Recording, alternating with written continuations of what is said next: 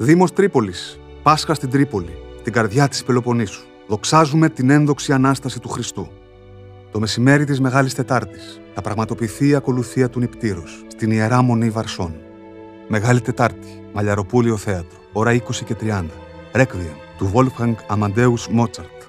Ο Δήμος Τρίπολης παρουσιάζει το Ρέκβιεμ, το κύκνιο άσμα του κορυφαίου συνθέτη, με τη σύμπραξη της μεικτής χοροδίας Ορφέας. Συμμετέχουν Σοπράνο, Βασιλική Καραγιάννη, Μέτζο, Ινέζ Ζήκου, Τενόρος, Αντώνης Κοροναίος, Μπάσος, Δημήτρης Κασιούμης. Μεικτή χοροδία Ορφέας Τρίπολης. Διεύθυνση χοροδίας, μουσική διδασκαλία Χριστίνα Θανασοπούλου. Διευθύνει ο Θεόδωρος Λεμπέσης. Μεγάλη Πέμπτη, χοροδία Τρίπολης. Απόδοση του αντιφώνου της Μεγάλης Πέμπτης. Σήμερον κρεμάται επί ξύλου. Σύνθεση Πολυκράτη, στον Ιερό Ναό του Αγίου Δημητρίου.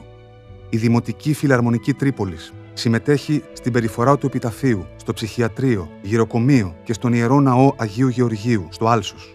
Στο Μητροπολιτικό Ιερό Ναό Αγίου Βασιλείου, μαζί με τη Φιλαρμονική, θα συμμετέχουν οι χοροδίες Ορφέας και Τρίπολης, με την ερμηνεία των εγκομείων της Μεγάλης Παρασκευής.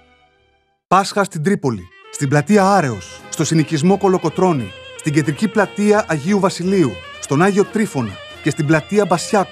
Ο Δήμος Τρίπολης τιμά τις παραδόσεις του τόπου και μας καλεί να γιορτάσουμε το ελληνικό Πάσχα. Θα διασκεδάσουμε με παραδοσιακή μουσική, χορό, άφθονο κρασί και το πατροπαράδοτο ψητό αρνί.